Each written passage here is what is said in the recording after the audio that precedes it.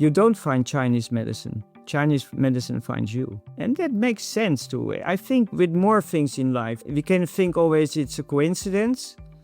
But then again, I would agree, maybe the universe plays a trick on us. I'm Michael Max, and this is Geological, the podcast that curates East Asian medicine and methods through the power of conversation. You know those images of emperors, ministers, generals, and the other officials of state that we use to talk about Chinese medicine? I'm not sure why we do that, because if we talked in our everyday life using these archaic, hierarchical terms, our friends would probably disown us for giving credence to a structure of privilege and oppression. Why do we continue to talk about our medicine with terminology that we reject in everyday life? Are we being intellectually lazy, or somehow not able to take the processes of the organs and elements and see how they function in our modern way of thinking? I've been noodling on this because when I talk to patients about their liver as being like a general or their heart as an emperor, mostly it doesn't quite land with them. It's like trying to read a fairy tale to a teenager. Oh, they'll often enough go along in a polite way, but I feel like I lose some credibility. So I'm working with other ways of talking about organ function in a way that more matches up with the shared experience of modern life. Here are a few of the ideas that I've been playing with. The liver, it's Amazon.com. Traditionally, the liver is considered to be a general. How many of us say those words in clinic? The liver is like the general. But, in daily life, outside of our clinical walls, many, and perhaps you as well, have a dislike of the military and not so much respect for generals anyway. Metaphors don't work well when you have a bad opinion about the character of the metaphor. So when trying to explain the way the liver can strategize and handle logistics, how it, with military precision, can store and move things around, well, Amazon.com, that pretty much fits the bill. Want to talk about a healthy liver function? Lean on the metaphor of Amazon. Here in the United States, we kicked royalty out of our culture 250 years ago. Bringing up the idea of a king these days, it veers more into a suspicious past than give a firm footing for the idea that there is an aspect of us that is authoritative, protective, and communicative. I have a hard time with a, air quotes here, king, who is withdrawn from the world because he can't corrupt himself with the daily lives of the people that he's supposed to be looking out for. So, in his place, he has the minister attend to the daily affairs because, he's busy communing with the divine on behalf of the people. That story, I'm not buying it. First, because it's a rare head of state who actually behaves in this way. And secondly, because regardless of the game you play, it's better to have skin in the game. A king that says he's doing the work of the people without being connected to the people, somehow that doesn't add up. I'm thinking the heart is more like a local merchant, someone who's connected to the community through relationship and exchange. You probably know some local business owner who you like to patronize. They seem to know everybody in the neighborhood. The one who is serving a community who also creates a community. That is what the heart seems like to me. The spleen, well, there's your stereotypical Jewish mother, smother in love, rumination, and worry, and always pushing a little because, you're not quite measuring up. You could do a little better. How about you? Do you have any ideas of taking the character and the function of the organs and talking about it in a way that doesn't lean on thinking like a resident of the Han Dynasty? I think it's an updated conversation that's worth having. One thing about the curious medicine that we practice, there are a lot of perspectives to both view it and apply it. It's a set of principles that are open to all kinds of interpretation Which interpretation is correct? Well, I suspect the one that gets the best clinical results. In this conversation with Felix de Haas, we discuss the importance of clinical listening, attending to the shape of qi, which provides subtle feedback and guiding treatment, and how curiosity and uncertainty are foundational to learning to practice medicine. One thing for sure, the eclectic nature of East Asian medicine encourages flexibility in the clinic.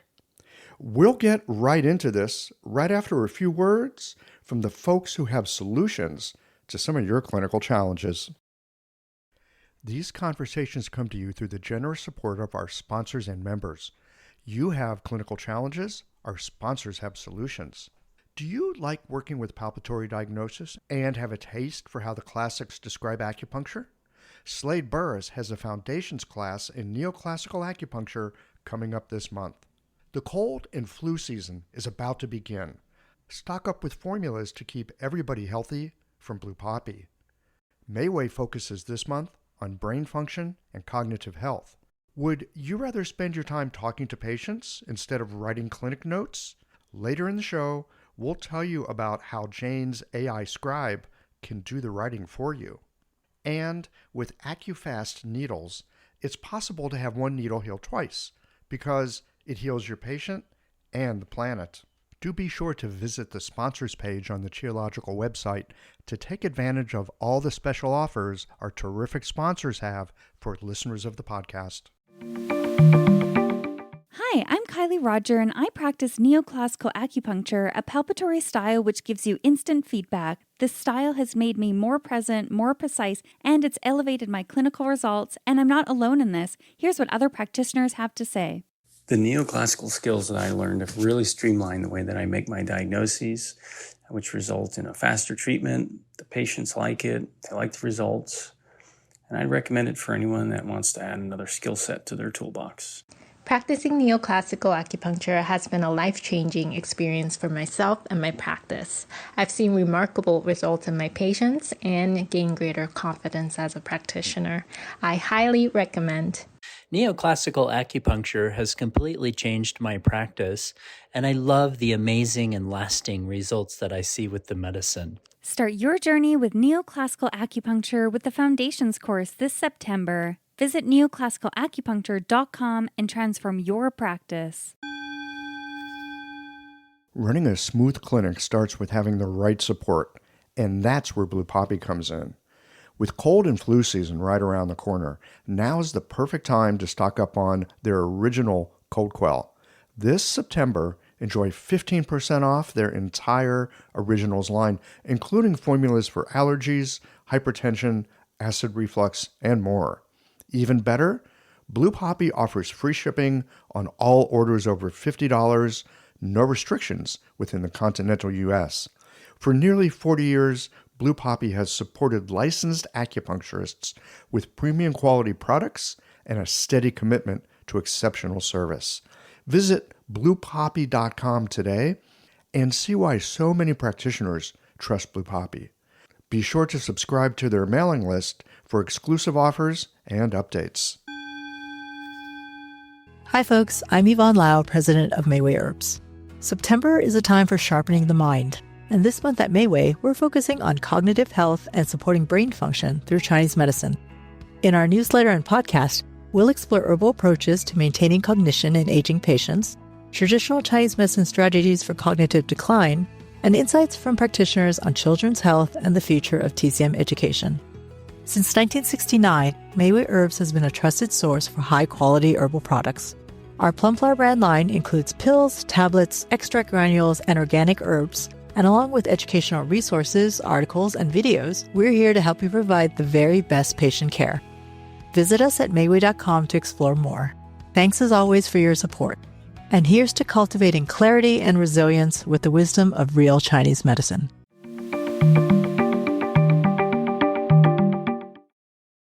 Felix de Haas, welcome to Qiological. Thank you. Oh my God, there's so much to talk about. For sure. We've had some emails back and forth over some time, and I know you've been involved with the engaging vitality, which I've had some experience with as well. But I often like to start these conversations off because, well, we've been at this for a while now, and Chinese medicine seems pretty, I wouldn't say mundane, but like ordinary to us in a way. It wasn't always that way, especially growing up, people of our age. Probably not something that you knew a whole lot about. I'm just making a guess there. What got you involved in studying this strange kind of medicine that we have the great good fortune to practice? That's a very good question. And actually, it's a funny story because I think I had the luck that I grew up in a home with a lot of books. So my dad was born actually in the former Dutch Indies. Oh, were his parents traders or involved with? No, my granddad was a kind of medic, but at the same time a missionary. So they called it a medical missionary. So he worked in hospitals. Actually, it's funny because I recently was in Indonesia. I was teaching in Jakarta, and I visited one of the hospitals my granddad used to work for quite some time. And the hospital is still there, and that was wonderful. So I think the interest in East Asia from my dad started there, probably there, because my dad was a very eclectic person. So we had books from Western philosophy to Eastern philosophy, arts, history, thousands and thousands of books. So I grew really up between the books. You grew up in his library. Yeah, I grew up in his library. And you grew up within the interests that he had that generated that library. Correct. So, and somehow, because my dad was very eclectic, so he had interest in Western art, Italian art, or whatever. But somehow I felt very much attracted to Chinese and Japanese art, especially the paintings. So even when I couldn't read, I was staring at all these landscape paintings. Yeah. And I still have some of these I can't paint. My sister is a good painter, but I can't paint at all. But I used as a kid at elementary school, I was painting all these Chinese landscapes, like that kind of stuff. And so I think my inspiration started there. And then, to cut a very long story short, because it's a long story, but so the interest was there. And then when I was leaving the secondary school, so I was thinking about what to do in life. I didn't know, actually. And then I was interested already in Eastern philosophy and Buddhism and Taoism. And then I found a Tibetan teacher. He was living in Switzerland. So I went to him and he said, well, what do you want to do in life? And I said, well... Now, how old are you when you meet this guy? Oh, that was in the end of my teens. So that must have been around my 20s, probably. Something, 19, 20 years. I met him already earlier because he came to Holland. So I think I met him for the first time when I was 18. And then when I asked him to study with him, I was probably around 20. And then he asked, what do you want to do in life? And I said, well, I don't know. Maybe meditating in the Himalaya and becoming enlightened or something like that. Very abstract. You have a childish mind, I think, still at that point in time. I've known people in their late teens and early 20s, and they knew what they wanted to do, and they went at it. They just went directly at it. But that wasn't me, and it sounds like that wasn't you. No, not at all. So, and actually this teacher, he said, well, I said, no, that doesn't work like that. You better become... It doesn't work like that. ...part of society and be useful for society. So choose something to learn. You can help other people out. So I thought, well, my parents already told me that, of course, but at that age, you don't want to listen to your parents. It's hard to hear your parents. So I thought, okay, this Tibetan teacher, he might be right. So I should follow up his advice. I had a friend who studied Indology at that time. So I was thinking, should I go to university and study actually Sanskrit and Tibetan language? That was what he was doing. But I thought, how many professors Indology you need in Holland? So actually, but I had an interest in language, so that was very interesting. And you're Dutch, right? I am Dutch. It's like genetic for you guys. Yeah, well, we have to learn different languages because we are such a small country. So we have to, and we are a trading country. So always languages are very important. Mm-hmm. But at that time, so I thought, well, maybe I could follow education and learn a language and do translation work or something like that. So I just went to an information day about different educations, different possibilities in education of languages. And then when I walked back through the corridor, there was a small leaflet on the wall. And it was called Ars Medica, that was the name of the school. That was one of the first acupuncture academies in Holland, actually. And the subtitle was Modern and Classical Acupuncture. And I thought, wow, that's it. That's what I want to do. Because I was already interested in Chinese philosophy and the things behind. But I had no medical education at all. I had biology at school, but otherwise I was completely not medically oriented. So I went there for an intake, and ultimately they took me in, and I had to do a whole course before. I had to do, I think, altogether 2 years, anatomy, physiology, pathology, to be able to enter that course. And that was it. When I was in, and I think actually every day that I passed that, that message in the corridor, because ultimately it became really my life. East Asian medicine is really the core of what I do, and so I'm very grateful to that. Oh my goodness, that's amazing. You're just checking something out, innocently walking down a hall. It could be any hall at any moment. Acupuncture, bing. Oh yeah, that's it. Correct. Yeah, that's crazy, huh? But is it crazy? On one hand, we can say, yes, it's crazy. So Yes. synchronistic, so apparently out of the blue. But what if the universe actually does work this way? I agree. Actually, Li Ji, one of my teachers, probably you know him, he's well known. He said always, you don't find Chinese medicine. Chinese medicine finds you. And that makes sense to it. I think it's with more things in life. We can think always it's a coincidence. But then again, I would agree, maybe the universe plays a trick on us and somehow... Maybe the universe plays a trick on us. Just hearing you say, maybe Chinese medicine finds you. Maybe Yeah. it finds us. I hadn't thought about that before. But I hear you say it, and I get chills going down my spine. I'm like, oh yeah, that explains a lot of what happened to me then. I was just much duller than you in terms of picking up on the message. But it found you also. Yeah, it found me also. I would say absolutely. Yeah. And I suspect as we go through our careers as well, there's stuff that finds us. Yeah, for sure. I think we will come maybe to that in the discussion, because I think all the things I explored in the field of East Asian medicine, somehow it crossed my path. And apparently, if I look back now, I think, oh yeah, that makes sense. It was meant to be that way. I'm careful with making all kinds of metaphysical speculations. Look, Yeah. it's easy to look back and see the stepping stones Yeah. that you stepped on to get to where you are today. That's not hard. Yeah. That's pretty easy. Recognizing in the moment that something is different. This is different than that. Like recognizing, saying yes or no to something. That's trickier. Now, when you were walking down that hall and you saw that note, it was obvious to you. Something, it just rang you. You're like, that's it. I'm thinking about how we work in clinic, because I think we get messages all the time. Follow this. No, this over here, leave it alone for now. Do this, not that. I mean, in many ways, that's kind of the essence of a clinical practice. What you pay attention to, how you use your attention, and then how that directs what you do in clinic. That's very true. I think ultimately, that's what I also try to convey to our students.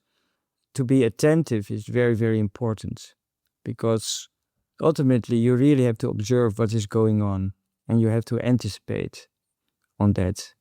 And that's also one of the core things which it took time, of course, to understand, because that's not the way we are taught generally. But to really understand, okay, I really have to pay attention to what happens and then anticipate on that. And I like Chip, I think, used that phrase. He said, acupuncture is a dance with the qi. And I like that idea, because it is like that. And for whatever you do, I think when you do Trina or Moxa, or whatever you do, and even in herbal medicine, you always are communicating with the qi of the patient. And you have to adjust. Even during the course of the treatment, you always have to adjust, because if you just follow a protocol, I think protocols are okay in the beginning to give you some initial pathway to go. So when you're learning, maybe it's useful. But then after you need to transcend it. And if you just would say, oh, I have to do this and that, without paying attention and without anticipating on the feedback you get during the treatment, you would miss out a lot of stuff. Yeah, I often think of it as a kind of scaffolding. Like when you build a building, there's a scaffolding that goes with it to support the people working on the structure and bringing tools up and getting stuff out. And scaffolding is important. Very important, yeah. At a certain point when that building is built, scaffolding goes away. Yeah. And so often, this is, I think, one of the challenges for me in my work is things that made sense at one point, things that were supportive, things that were useful, at a certain point, that expires. Correct. And the solutions that previously were really useful are now obstacles to more understanding. Yeah, that's definitely true. And the scaffold is a good example. I think even in Tong is talking about it. So first you use the tools and then you forget about it. Because you don't need them anymore. But I like tools and I like things that work. It gets really frustrating for me when something that I've liked and something that was useful is now the impediment to learning something new. How do you get beyond that kind of thing? Because I think we all like a sense of competence. We all like a feeling of, oh, I know what I'm doing. How do you move beyond that? Well, first of all, I think it's also not directly you need to abandon everything you learned before or the tools. I still use a lot of the tools I learned before. So I dived by many different approaches. I did a lot of Japanese acupuncture, for example. And I still use a lot of these. I recently went to Japan to calibrate, actually, because I found these techniques very useful. But I use them in a different way than I used them when I learned them. So I think it's also the ability to, and I think that is for all of us a rule, I think, that you learn all kinds of things and then the task is to integrate it and to find your own way, your individual way in it. Because that's also interesting, I teach engaging vitality, for example, and then students come to my clinic and they see I do maybe different things than the way I teach it in class because I have 40 years of experience in East Asian medicine. I learned different approaches. And ultimately combine some things which I have learned I really have abandoned, so the TCM style of acupuncture, I don't do that. But a lot of other things I learned, I still use them, but I might use them in another way. And I have added to that a lot of other tools. And I think that really helps you to navigate further. That makes sense. We learn how to use our tools in other ways. And also coming to your question, I think we like to be comfortable. So the comfort zone, that's also maybe the biggest challenge for us as students. And especially that's something we came across a lot with teaching engaging vitality because it's not a protocol-based approach. And we really, we tell our students really to transcend these protocols. Even though also we have a step-by-step learning way, you start with one thing and you did the course. So you need a structure in the beginning to orient yourself. I agree completely. Yeah. But then after, I think it's something Dan always says, and I like that phrase, being comfortable in the uncomfortable. So getting out of your comfort zone and to be just open. And that's really, actually, it's fun because when I see a patient, when I do a treatment, often I really don't know what I'm doing. I just follow. And the patient will, it is that dance with the chi, it is that interaction and you do something and there is a response and you will respond on that. And slowly the picture gets clear. Also, even in terms of diagnose, I always say my treatment is a way. Definitely the first times I see people, the whole treatment process is a way of making a diagnosis. I don't have a clear idea just in the beginning, but slowly it starts to unfold, all the different aspects, what is going on in that patient is slowly unfolding. And sometimes it's very surprising because you expect something and then you think, oh, wow, hey, this is going on and that's going on. That's fun, actually. It is fun. I find it's playful so often. And I used to have trouble with this because, look, people are coming to us with problems, sometimes quite severe. Medicine is a serious business after all, right? And you want to get it right. You don't want to screw it up. At the same time, without a sense of playfulness about it. And I don't mean playfulness in the sense of not caring or not being attentive, but playfulness in the sense of like really being inquisitive about something. And what if I do this? And what does it do? And what if I do that? And what happens?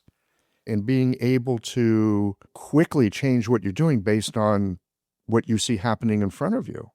It's really fun. It does bring up, at least for me, it brings up this kind of like inquisitive little boy. I can remember summer afternoons that seemed endless, and the backyard was a magical mystery tour. I think that stays with us in a way. At least it stayed with me, and it shows up in clinic as a certain kind of playfulness. Yeah, I like the way you phrased it. That's very nice. I think we need that kind of childlike mindset in a way, to be open and to be inquisitive. That's very useful. And at the same time, of course, we deal with people who they're sick, they come to us, so we have a responsibility. I think also, if we would be a surgeon and we just would play around and mess around, that's tricky stuff. But we as acupuncturists, we have at least a little bit more safe margin. So even if you do something not right at that moment, you won't kill the patient. You have to realize that too. And at the same time, and that's why I really admire not only engaging vitality, but all styles where palpation plays an important role. You have a direct feedback. So the system will tell you immediately, oh, I'm on track. Or the system will tell you, oh, what you did, no, that's not working, or that's not the right way. And you can backtrack and you can do something else. And also, what helps is if you have a longer experience, you have a bigger toolbox, you have more possibilities to alter your course and to do what you think at that time is necessary. So that helps too, I think. In the beginning, it's more challenging. I've found too, more time sitting with the uncertain and not being thrown away by it, like being okay with it is useful. Because engaging vitality is there's a subtle kind of attending that goes on. There's other kinds of palpation. I'm going to say it's more formed in a sense, right? Like some of the Japanese horror diagnosis. You can really feel things. I'm not saying you can't feel things with engaging vitality, but it's, at least for me, and maybe because I'm kind of a brick, the subtleness is sometimes lost on me. Or maybe a better way to say it is, my imagination jumps in and confuses me. Yeah, I think that can be a problem. I think ultimately they have a lot of overlap because all the stuff we feel is also real. It's not something you imagine. For example, yesterday we taught a visual class. So you really teach the students to feel actually the zangfu, You really go in and you go through all these layers. And these are real structures. But again, there is the danger that you project your own imagination and you think you feel stuff. But even with pulse diagnosis, I always ask the students, how long did it took you to really be able to feel the pulse well? It took me a long time, to be honest. I found it quite difficult. And I come across a lot of people who still have difficulty, even though they practice for a long time. They still have difficulty, especially some pulses. They're not so easy. And I agree. For example, Hara diagnosis, that's more structural. So that's maybe more easy than feeling the shape of the chi, for example, or the yang rhythm. That's a great phrase. Yes. Shape of the chi. Yes. For those who may not have heard that term, what are you talking about here? Okay. The shape of the chi is something actually Chip Chase or Charles Chase developed, which is integrated in the Engaging Vitality toolbox. And maybe I can tell a funny story about that, because that's the way how I came across Engaging Vitality. And again, that's maybe some of these things these things happen in life, and then after you think, oh, yeah, maybe it's not coincidence. So Chip was in a course of Toyohari with Stephen Birch, and they were training in Japan. And in Japan, they have every year this, you have the possibility, I recently went to Japan also for a certain similar seminar, and you have all these Toyohari teachers. So that's a special form of meridian therapy developed by blind practitioners mainly. And so they have the Kosato method, and that's a method that somebody is laying on the bench and somebody feels the pulse, and then somebody else is doing some technique and they look how the pulse reacts or the hara, and they give feedback. But because they have big groups, they found a way in how to, many people can observe the changes in the chi. So they do they call it the chain. So for example, somebody is lying on the table and you feel the pulse and I will feel your pulse and somebody feels my pulse. And then the idea is that the pulse is transmitted through the pulses.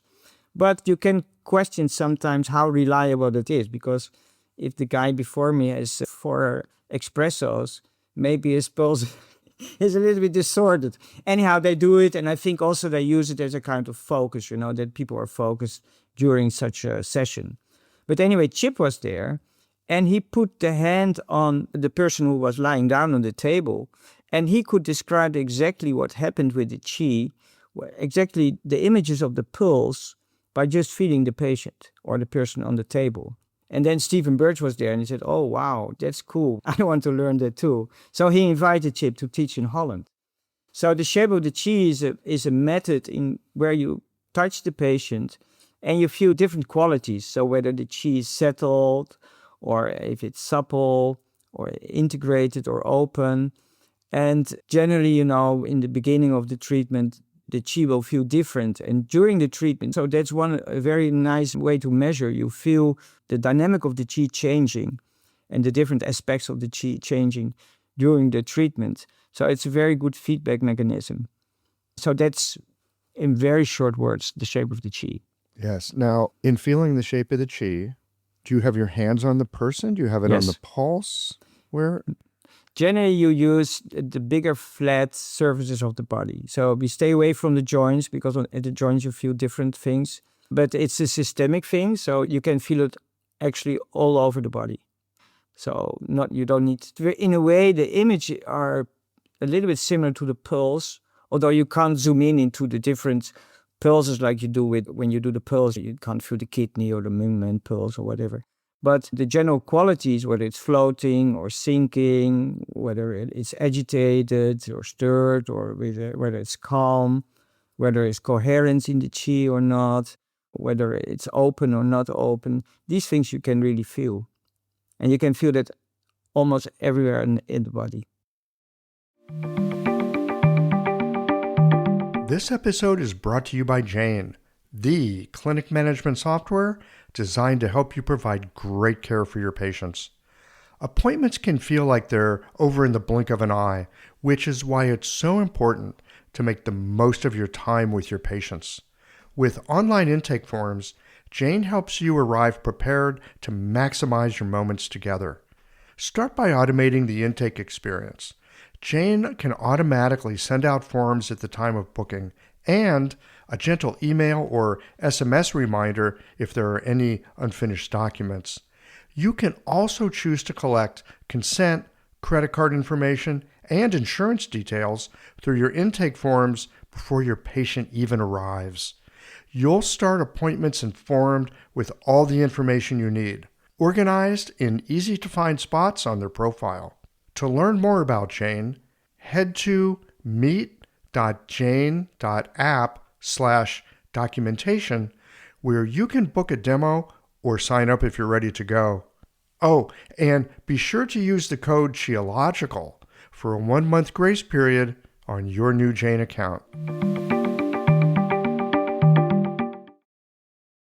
I know that with certain treatments, I'm going to say treatments that went really well. I usually let patients relax with needles on their own for a while, because in my way of working, I'd like for people to be hooked up with something in themselves and an opportunity to imbibe that without interference or influence from me or anything from the outside world. I like to give people an opportunity to experience something in themselves that they don't often get to experience. It's there, of course. It's latent. It's potential. Acupuncture is tremendous at bringing it out. So I leave the room for a bit. And sometimes when I come back in, I mean, the room is different. You can feel it as soon as you walk in. And sort of counter to that, there's times I'll put some needles in, and instead of patients getting that kind of floaty, quiet, softening, all of a sudden they're really chatty and their mind is extremely active. I think we're all familiar with that kind of thing. So would you say that these are also manifestations or aspects of shape of qi? Yeah, definitely. I think during the treatment, whatever you do, because a lot of that stuff you can feel also in the pulse. So let's say a patient comes in and the qi is very agitated or something like that, and you do something, you feel the settling. Actually, even before you do some needling, my experience is as soon as you're there and you pay attention to the patient and the patient feel taken care of, so they feel more comfortable, the qi already starts to settle. And then I think it's a gradual process during the whole treatment that the qi gets even more settled and more supple. And I like what you mentioned. In a way, when you enter the room, you can feel some of that, I think, too. If you're an experienced practitioner, of course, I think we feel the patients, but some of that stuff also you can even sense without touching the patient, I would say. Yeah. I like that word supple. Yeah. Thinking of the qi as supple. Correct. Yeah, kind of lively and flexible, but not agitated, like quiet. Correct. And flexible. Yes. Yeah. Yeah, so the opposite would be tight. And I think all these qualities overlap each other also. So at one level, you want the qi generally to settle. Or when it's really sunken, and it's really, you like actually to have it more alive. And the suppleness is really that it shouldn't lose its boundaries. So people shouldn't lose themselves in the universe. But there should be souplesse, as the French say. So the qi should really move easily. And in extension to that, there should be an integration, because you want actually all the tissues, all the systems to communicate with each other. And actually an extension of that is the whole concept of Tong, the being open. I think that's a concept which often is forgotten in the West, but which is very important in Chinese medicine, that everything should communicate with each other. So the qi should communicate at every level. Tong is an interesting character. It is. As with so many words in so many languages, one word, multiple meanings. Yes. It's not unusual. Tong means to communicate. It also means open. Open, correct. Facilitating passage, organization, to walk around, actually. It has so many meanings. And what me fascinated was that in China, even in modern TCM books, Chinese TCM books, it's all over the place. And it's a very central concept in Chinese medicine, all over, from the Han to the recent times. But somehow in the translation, in the transmission of Chinese medicine to the West, it got lost. You can check out Machocha or all the modern TCM books and you won't find the term. And that's crazy, actually. Volker Scheidt did the whole research. He went through all these different literature, the medical literature from the Han until the Republican time. And you see it popping out everywhere. Even more, in quite some texts, it's even more often mentioned than supplementation and dispersion or something like that. And I've come to believe that in acupuncture, of course, sometimes you need to supplement or to disperse or to harmonize. We need all these different techniques. But if you ask me what is the key, what is the most important thing you do with acupuncture, that's probably Tong. You open it. This is a place where the language that we use around acupuncture sometimes makes me crazy. Because, in part, it lets me get away with my own sloppy thinking. Right? What are you doing? Well, I'm opening the qi. Right? And then this other part of me in the back of my mind that's a little more analytical is going, Michael Max, what the hell do you mean you're opening the qi? Or do you, like Mr. Max, you even understand this for yourself? what that means to open qi. I mean, it's a nice idea. We talk about in acupuncture school all the time. Well, how's acupuncture work? Well, it opens the qi. Like, okay, great. Huh? I mean, when I'm honest with myself, I'm like, what the hell does that mean? So there's that aspect. And then, of course, when patients ask, what are you doing with acupuncture? I cannot say to them, well, I'm opening your qi. I mean, I can. There's certain patients I can say that, and because they kind of want to believe acupuncture, or they maybe trust me, or for whatever reason they're along for the ride, they'll go along with it. But most people, at least where I live, in the center of the United States, it's not a satisfying explanation. And I want to be able to give them a satisfying explanation that also encompasses the complexity and really the power of what Tong actually is. But I don't think it's so easy to actually explain it. It's not so easy. It's not so easy. No. Yeah. As you mentioned, it has many multiple meanings. And I think all these meanings are somehow involved. So you open up, you facilitating the passage, you facilitate communication. Because ultimately, I think it is about communication. The qi is, in a way, a transmitter, isn't it? And even from a biomedical perspective, I think we know that all systems in the body are somehow connected with each other. If you look from a neurological point of view or hormonal point of view, and I agree, the language is very important, how you explain things to your patients. And that really also depends on the patients you have. So some people you can really explain what you do in the terminology of East Asian medicine, but most of the people won't get that at all. So you have to find another way around it to explain what you're doing. And even to explain to people who have education in East Asian medicine or Chinese medicine, it's not always that easy to explain in a couple of words what you mean by Tong. It's a very profound concept. Yes. Again, I'm just looking at my own experience and my own, I'm going to say, lack of clarity at understanding concepts like this. I think in some regard, because I am a creature of the West, and I have a very Western mindset, I can't help it. I grew up here. Sure. That's what I got, right? Of course, you look at things like yin-yang. I was going to say yin-yang theory. I hate using that word theory. Let's just say the dynamics of yin-yang, because that's not just theory. It's totally observable in everything we do. That it's like there's something and there's nothing, and there's these things that one turns into the other.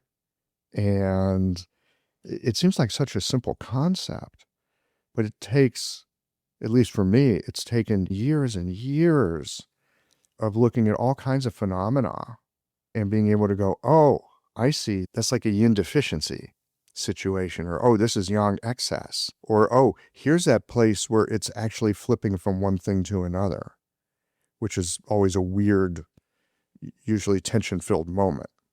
And so taking something like Tong and being able to sit with it and watch how it unfolds in different places, for me, has been helpful. It's like, in some ways, I think, again, I'm coming back to what you said earlier about walking down the hall and you see the thing about acupuncture and you go, that's it. In some ways, I feel like I spend a lot of time walking down some hall looking for that note that says, this is it. Yeah, and I think there are always all these levels. So you mentioned yin and yang, which actually that's also a very profound concept, which you can see from so many dimensions. And I think for us, I'm also, even though my dad grew up in the Dutch Indies, but I have a very Western mindset because that's a society you grow up.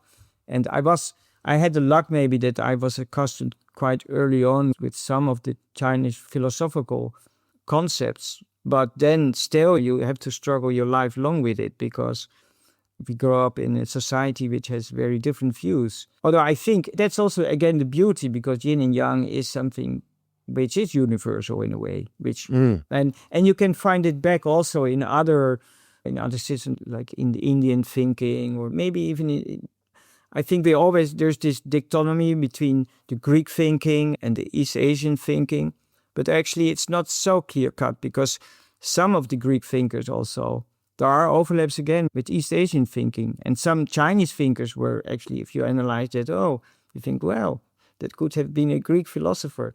So that's also, it's not so clear cut. But there is this difference in how we observe things. And it takes a lifetime for all these things to really have an understanding. I think I study now East Asian medicine for 40 years. I'm still feeling I'm an absolute beginner. A lot of things I think, now I start to get a vague idea. Felix, I don't know if that's good news or bad news. I want to come back to Greek thinking for just a moment, because I haven't studied a whole lot of philosophy. I know there's Greek philosophers, and had I been more astute, I probably should have read all their works by now, but I haven't. You know, you hear about them, Aristotle, Socrates, all those guys. When I was a kid, I loved the Greek mythology. I would finish reading a book on Greek mythology, and then I would reread it right away. Mm-hmm. I just loved it at that level. The mythology was just entrancing to me. But the actual philosophers and like Greek thinking, how's Greek thinking different than, say, Chinese thinking? I can't say I know a whole lot about that. I haven't really looked into that. For sure, the way we think will affect the kind of perception that we have. I think that's probably true at this point. Share with me a bit about how the ancient Greeks saw the world and how that might connect or not connect with the work that we do. I think it really depends what you read. And I think if there would be a difference, but I'm very careful because you have philosophers like François Lurien, and he wrote a lot of that, what is the difference between the Western thinking and the Eastern thinking? And to some degree, I think there's a lot of truth inside that, because there are big differences. And at the same time, I think if you really dive deeper, you will find also thinkers who actually had different ideas, because the Greek philosophy, and I'm not a really specialist on Greek philosophy either, so I can't point out all the guys or the philosophers. But as a general rule, I would say, and that's maybe also which colored our perception in the West, in I think even Christianity, for example, that's also interesting.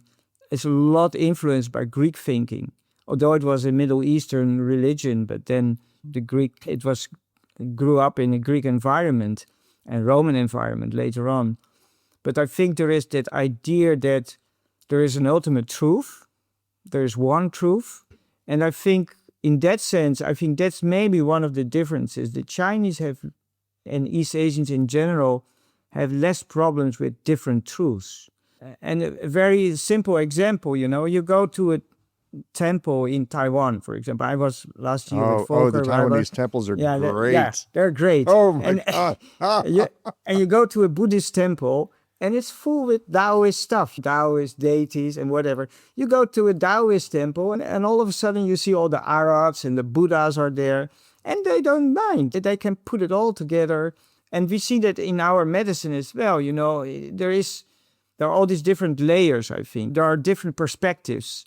And I think in East Asian thinking, they are more, of course, there are also these wars, there are also people fighting each other and saying, well, this is the way and that's the way to go. But overall, I think it is more eclectic. There is more the ability to live with different truths, because one truth might make sense at one point in time, and another truth might make sense more at another point in time. And I think in that sense, we can learn from that. I think that's very useful, that perspective. Yes, agreed. First of all, the thing about that, there's one truth, and I might know it and you don't. Okay, now there's going to be a problem. That's a problem. Right? We know what that problem looks like. That there are different truths at different moments given a context. Something could be very true at one moment and false another time. Correct. So there's that. And again, back to that yin-yang, we can look at that through the dance of the 5 phases. It's a constant changing kaleidoscope. Yeah, I had an incredible experience at actually the Longtan Shan Temple in Taiwan. I used to live there. It was the first big temple that I visited when I first got there, and it blew my mind. I mean, just the energy, and it was wild. And I would often go there. It was just one of my favorite places. And the night market next to it had great food. So there was that too. But I remember as I was getting ready to leave Taiwan, I went for one last visit to the Longshan Temple. And as I was walking out, this Taiwanese woman started talking to me, and her English was excellent. It was really good. And at that point, my Chinese was not bad. But if someone's English was better than my Chinese, I'd speak to them in English. And her English was great. And so I asked her, like, how did your English get so good? And she said, well, I'm Catholic. And I'm thinking to myself, all right, we need another question here, right? What does that have to do with anything? And so I asked her, and she goes, well, I was educated by Catholics, and that's where I learned to speak English. And I'm Catholic, so that's how my English got to be that way. And I heard her say, I'm Catholic, and she's walking out of the Longshan Temple. This is one of those moments. And I asked her about that. Well, what are you doing here? You're Catholic. What are you doing here? And she said, my mother is very ill, and so I'm here on her behalf. And Felix, it changed something in me to hear that. On one hand, I'm thinking, this is hilarious. Oh, it's about jurisdiction. But on the other hand, it was, oh my gosh, what her mother needs can only come from this place. And so even though she's a Catholic, and I have an idea about what Catholics are, she's also Taiwanese. And she's here for her mother. Because what her mother needs cannot come through her Catholicism. And I think her medicine is a lot like that. I think about that a lot. Like getting out of my own construct. What does the person in front of me need? Yeah, definitely. That's something also when you talk with him sometimes. He calls it meta-praxis, and I like that concept very much. He says, you have to become flexible and multilingual in a way in our medicine. And that's also sometimes maybe the problem, because most of us, we engage with Chinese medicine in the start through the lens of TCM, which is okay because I think TCM has its value. But we have to understand it started at some point in time for logic reasons, because with the advent of biomedicine and all the political changes in China, and they try to figure out we have to make from all this diversity one system. And it's interesting because actually TCM also has a lot of Western influence, like Marxist dialectic and what kind of stuff. So that's also interesting. Again, that's very Chinese to put that in, Why not? So we can use that too. But then, of course, there is that incredible diversity. If you look back to the history of Chinese medicine, so many different ideas, so many different approaches had been developed. And again, often you see when there is a crisis, like a big epidemic or pandemic, and they find out, oh, this doesn't work, we have to find something new. So that's how when Bing, for example, developed. So you see all these different strains. And I think instead of being dogmatic and say, oh, I just do this, but to be open to this big diversity. And one point in time, maybe sometimes the Shanghan formula works very well. And sometimes you need a Wenbing formula. And sometimes you need maybe something else. Sometimes you have to focus on the Zangfu. But sometimes you have to focus on the Jinglo, because especially when you're an acupuncturist, I think that's your first entry point. So I think if you have the ability to have access to these different approaches and be flexible in it, again, then you can do so much more. While if you think, oh, this is the truth, this is the only thing, or this is the last thing which has been developed, so this is the best, then you limit yourself in a way. Or you think, oh, this is the oldest, so I only do what they did in the Han Dynasty because everything else is just the deviation of Chinese medicine. You have people who think like that too. And I think you limit yourself. It's a pity for the patients you treat.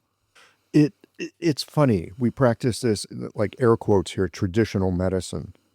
So I think that also invites the inquiry of what does it mean to be traditional? Does it mean that you do what's been done, that's been written in books in a very sort of unthinking, well, they did it this way then, and we're going to do it this way now because they had the truth back then, right?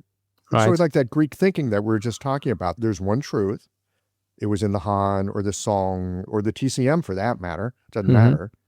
As opposed to recognizing there's a set of principles And they're enlivened principles, and they're living principles, and they're constantly changing. Correct. And they require our attention. Yeah, definitely. I think that's the way forward. And that's the beauty, I think. And then also it's pretty okay. We can use all kinds of information. So you can use biomedical information if necessary. If you're open for it, I think we are human beings, so we have our limits because you can't study everything. But if you're able to integrate ideas from Ayurveda or Tibetan medicine or Unani, and it's useful, you can use it. Why not, Yeah. Yeah. I think it requires a certain kind of open-mindedness. For sure. And I would say that practicing Chinese medicine, East Asian medicine, whatever it is this week, it has taught me to be way more open-minded. At a younger point in time, I thought I was a pretty open-minded person. But practicing medicine has shown me really how dogmatic I can be in very uncomfortable ways. But it seems to be a flexible enough toolkit that you can keep going. Yeah. Yeah, and again, I think, talking about the comfort zone, I think dogmas, and that's in every aspect in life. That's also something I learned from my dad. My dad he said, always be careful for dogmas, whatever it is, political dogmas or religious dogmas. He said, as soon as it's one thing, you exclude all the other options. And I think it's very good to be open for multiple possibilities. And everything can have its own truth. So for the Greek, it's great to read the Greek philosophers. Or all kinds of, I read the Indian, and not so much the Hindu, but I delved pretty deeply in Buddhism and Buddhist philosophy. That's also very great. And of course, Chinese thinking has been also, that's also nice. They have they call it the free teachings. Ultimately, there's more actually, I think even. But they were able to integrate all these different ideas in a way, Reading, for example, this Naidan text, it's internal alchemy text. And it's really, you see Buddhist stuff, you see Neo-Confucian stuff, Taoist stuff, and they all mix it together and they give it an own twist. And it's all okay. I think that's very useful also in our medical practice to be open-minded and to be able to integrate and use whatever at that moment in time is useful is very good. I'm John Stan, co-creator of AccuFast Needles and Accessories. I've been an acupuncturist for 35 years, and I know how easy it is to get comfortable in our clinic flow, the needles we use, and the routines we follow. But what if 10 colleagues rave about a needle they love? One that's good for the environment. Would you hesitate to jump on board? Or what if I told you that for just 50 cents more per treatment, you could add oxygen and shade to the planet? Would you spend the extra pennies, or simply raise your fee that tiny bit? These are the choices practitioners face when first considering our AccuFast Earth-friendly needle. For some, change is super easy. For others, it takes some effort. Yet, clinics worldwide are making AccuFast the fastest growing needle brand, and that's despite competitors trying to imitate us. Why? Because we're more than just a great needle. We're about solutions. Our accessories make multi-needle packaging smooth, fast, and controlled, so you can focus on patients, not packaging. So join me and the thousands of practitioners in our movement, because for every 2 boxes a clinic uses, we plant a tree. I encourage you to visit acufastneedles.com/geological today for samples and to learn more. I think so too. I'm with you on that. Here's the challenge that I find, because there's also a part of me that likes new ideas, and there's a part of me that will try to find connections between things, because I think there's often connections between things. But I've noticed over time I've had a predilection for attempting to find connections between things I don't quite really understand yet. And I find that's not been helpful, because I don't understand it enough to really see if there's connections or if I'm imagining it. And then, of course, there's that creator thing where you imagine something and it turns out it is there.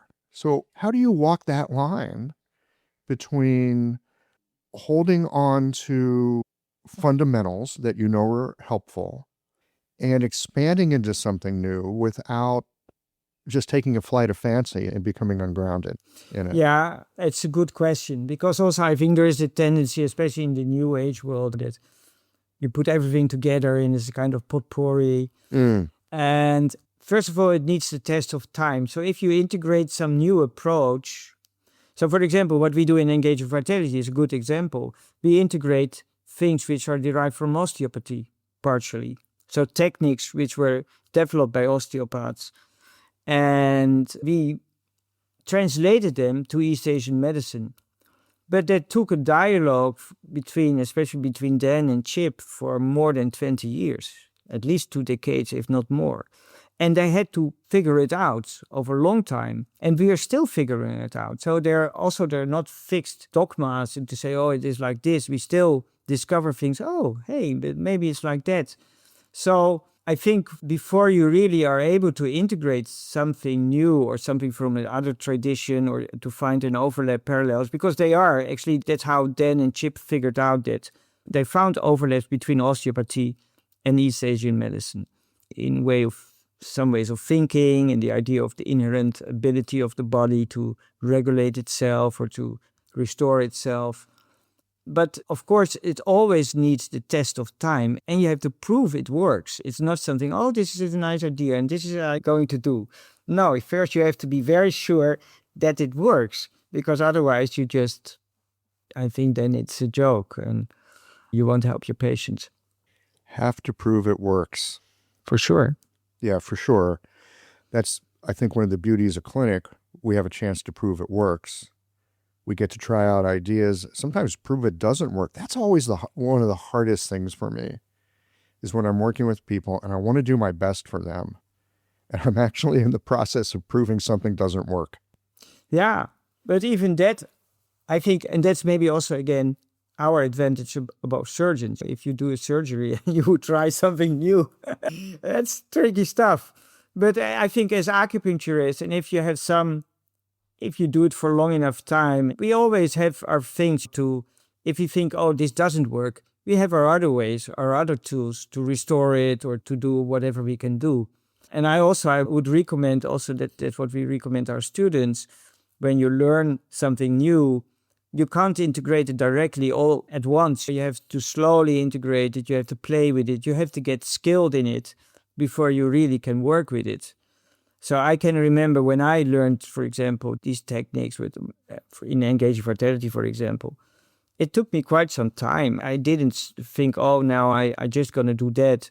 I had my other things, which I did. As I said, I dealt a long time in Japanese acupuncture, so I did a lot of stuff like myelin therapy and manaka. I still use, actually, these techniques. But then slowly I integrated things and I tried it out. I thought, oh, yeah, this works.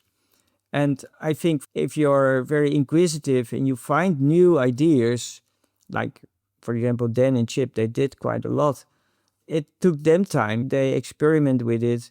And I think also you have to take care. If you have a new technique or you learned a new technique and you want to play with it, maybe you don't do it on all your patients. You just start with the patient you feel comfortable with. You think it's safe to try. So I think slowly that's the way to integrate it in your clinic if something new comes around. Again, we're back to a kind of yin and yang thing. I know for myself, when there's something new that I want to learn, I want to try to use it as much as I can, because it's very easy to fall back on other things that I feel comfortable with. And so there's also the part of me that's wanting to push it a little bit. At the same time, if I'm working with it and I'm just not quite, I'm going to say seeing it. Diagnoses for me are interesting. Sometimes I just kind of see what's going on. Like I have an internal sense of how the pieces fit. And so often what I'll do is if I can see it through that new lens, then I'll work with it. If I can't see it, if I can't feel it, if it won't talk to me through this new lens, then I just don't use it. I use the other stuff that I'm more familiar with. But there is that cutting edge, and I think that's, at least for me, because I seem to have a high need for novelty. I think you might be the same way. We like that edge of, I'm not sure what this is, but it's really interesting to be in the process of investigating it. I mean, it's great to get good results, but there's something about being in the process of investigation that is delicious. Yeah, I agree. And also I think, so that's my experience, and I think everybody has also a different way probably to process that. I definitely agree that if you really want to learn something new, you have to do it frequently. Because there is a danger that you just go back in your comfort zone and you do the stuff and then you forget about it. And it's like playing music. You can't play Rachmaninoff after a couple of lessons piano. You have to play a long time. I have some professional musicians in my family. I know you have to do it. Really, I play, but just for fun. But that requires a lot of skill, a lot of practice. At the same time, you need to slowly integrate. So what I would recommend, for example, to our students when they learn a new technique, I say, well, pick out one or two of the new techniques you learned and try to practice that at least on a couple of patients a day and then see what happens. And then next to that, you just do your regular stuff because then you have your base, your comfort zone, but you extend it a little bit. You just try. And then maybe if you learn other techniques, maybe you switch. So the next week, maybe you do something else. And slowly you build it up. That's the way I did it. So you slowly integrate. You have to do it because if you don't do it, you don't get to it.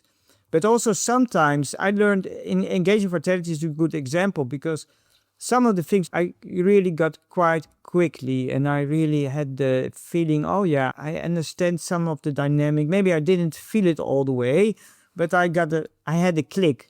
And some other things I thought, well, this is really all to do, or I don't know.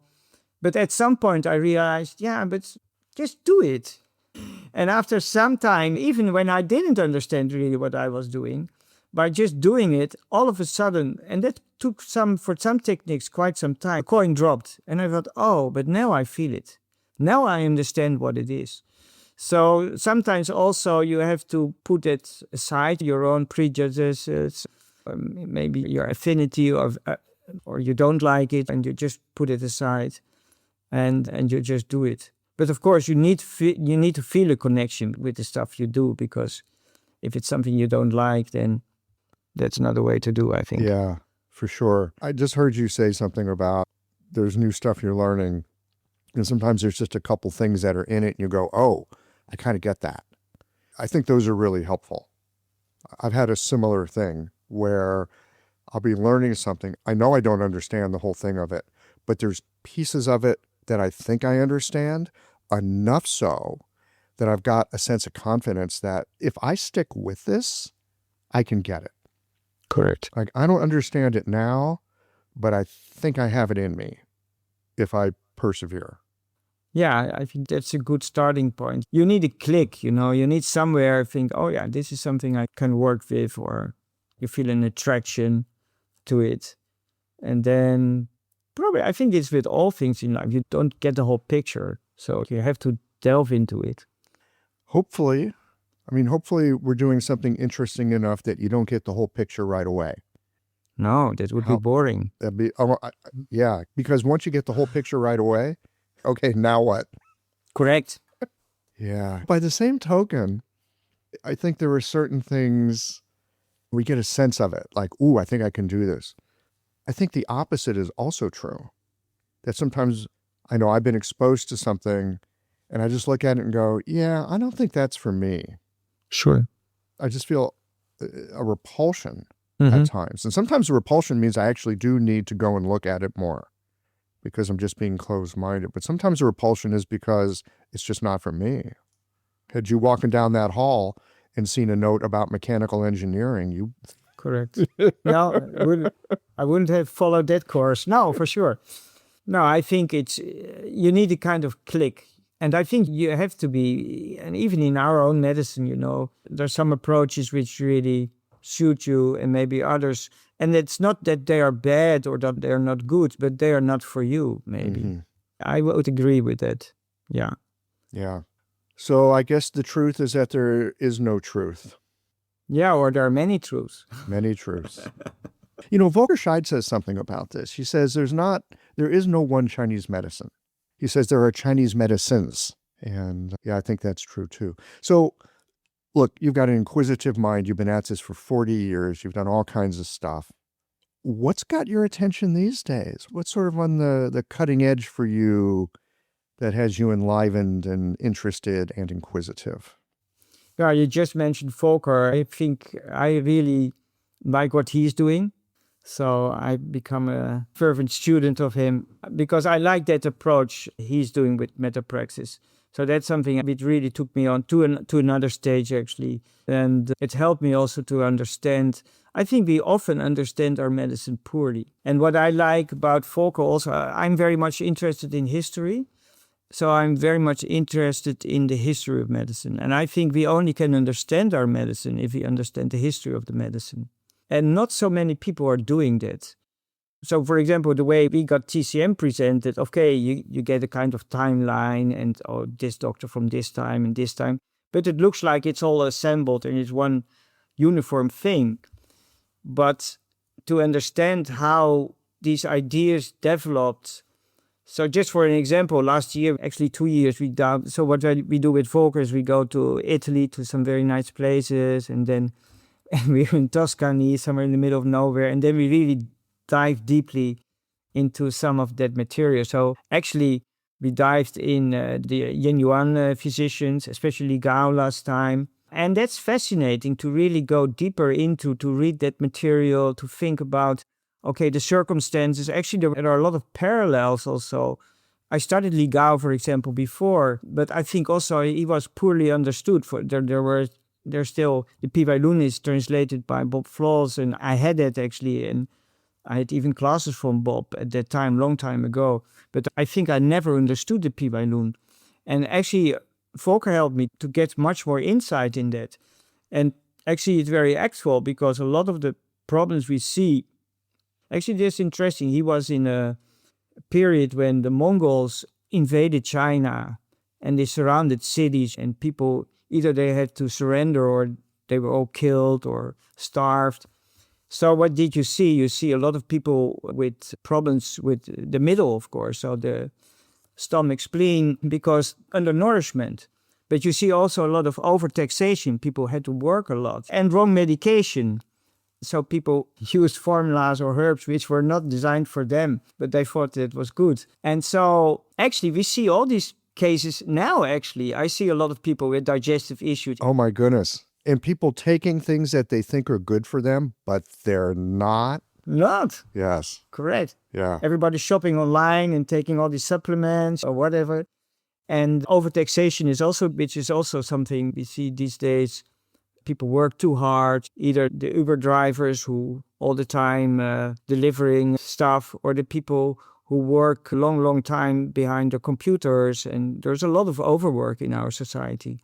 So that's also a big problem. And then the digestion, the food issue. So either people eat way too much or they eat not enough. So these are all issues we see a lot, actually. So I found, it's just one example, but I found Li Gao actually very much up to date, very useful for our days. And this is just one example how studying these physicians and their ideas in the history of Chinese medicine makes so much sense. All these ideas are very useful. Yeah, because history repeats itself, in a sense. Yeah, definitely. So we've got that. I remember his book on the Menghe doctors as well. And I remember taking a class with him back to, I think before he even did that book, but he was already studying them. And he was talking about how the formulas of palpation were so helpful for modern people because the kind of people that palpation was treating back in China at that day were not unlike people today. They're very involved in their lives and they're somewhat affluent and they've got anxiety and identity issues. And he gave them these actually fairly light formulas that would just adjust them. They didn't need strong, heavy herbs. They just needed just kind of a light adjustment. And so those were prescriptions that would be useful today. So in some ways, I think our history, we can use it as a fetish. Hey, Chinese medicine's been around a long time. There must be something to it. My patients often talk themselves into acupuncture because they don't know what else to do. Other things have not worked. And so they say to themselves, well, acupuncture's been around a long time. There must be something to it. And that will often bring them in my door. And at an earlier point in my practice, I also thought It's been around a long time, so I'm connected to the great doctors. And of course, no, I wasn't, because I hadn't learned to see and work as those doctors did. They're an inspiration for sure. And they have roadmaps and they have techniques we're studying for sure. But we have to make it ours. Correct. Yeah, and every time, actually, that's amazing. COVID was also a very good example, All of a sudden, we had a new disease, and nobody knew actually what to do. And a lot of people said, oh, yeah, it's Shanghanlun. Or some people said, well, it's Wenbing. But actually, it's something else. And we had to figure out what to do. But that's exactly actually what happens always in the history of Chinese medicine. You see, there are new challenges, there are new diseases, and then they figure out, oh, well, the things we used to do, they don't work at this moment in time. So we have to find another way. And that's the way how it develops.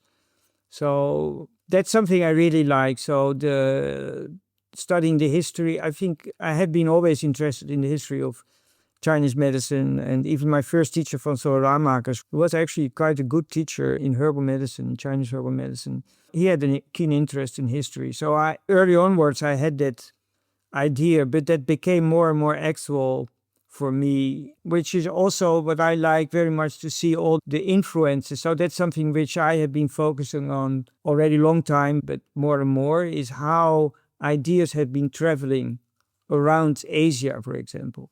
So a lot of the ideas we have in Chinese, there are these nationalistic narratives, so we call it Chinese medicine.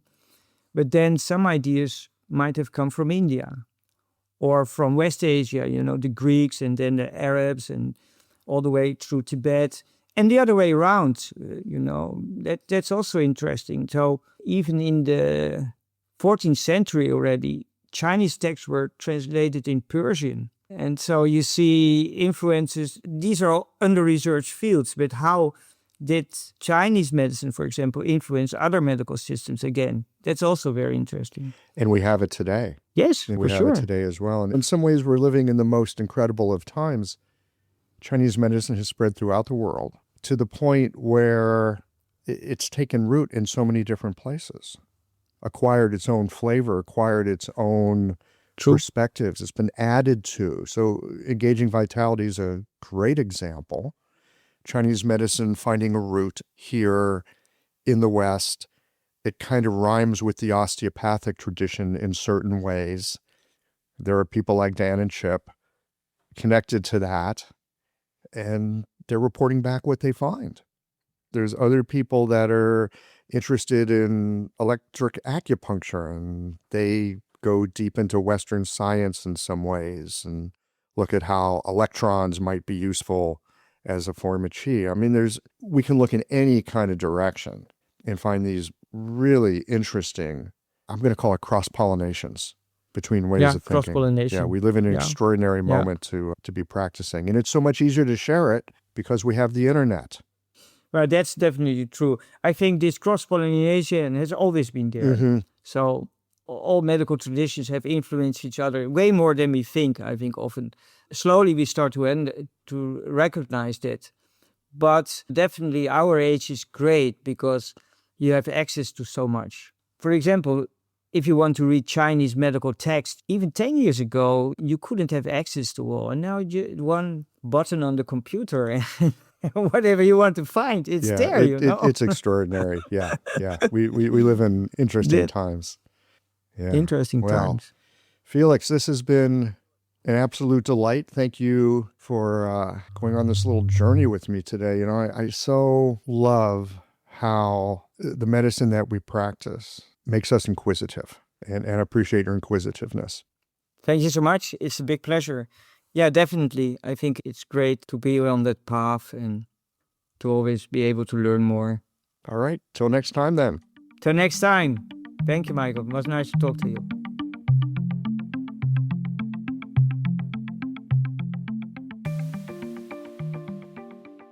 Well, that wraps up this conversation with Felix.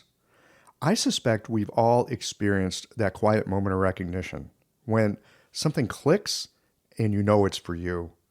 Felix's story of wandering down a hallway and finding that acupuncture flyer, it's a reminder that sometimes There are pivotal moments in life when something doesn't just show up, it chooses you. I appreciated his reflection on Tong as texture, as communication, as something you can feel with your hands and your presence. And I love the reminder that treatment isn't about following a formula. It's about staying connected in a sensing way with what's unfolding. I'm in agreement with Felix's insistence that it's not enough to adopt someone else's ideas. You have to prove it to yourself, and not once, but over time, in the living context of your clinical work. That's where the understanding actually takes root. And then there's the idea of cross-pollination, that our medicine is already a conversation between cultures and between systems, that we should stay open to ideas from elsewhere, not to dilute what we do, but to deepen it. There's a lot in this conversation that I resonated with. Maybe because, like Felix, I think it's essential to allow your curiosity free rein. Let your hands listen, and not to be afraid of learning by doing. Well, here we are at the end of this episode. If you've listened up to this point, you're either a rabid fan of Qiological or the forward button on your podcast player stopped working. If you are indeed a fan of the podcast, you can help us to bring new episodes to our community of practitioners by supporting us with a membership or a one-time contribution. Details, of course, are on the website. That's it for today, friends. Join us again next Tuesday for another thoughtful episode of Qiological.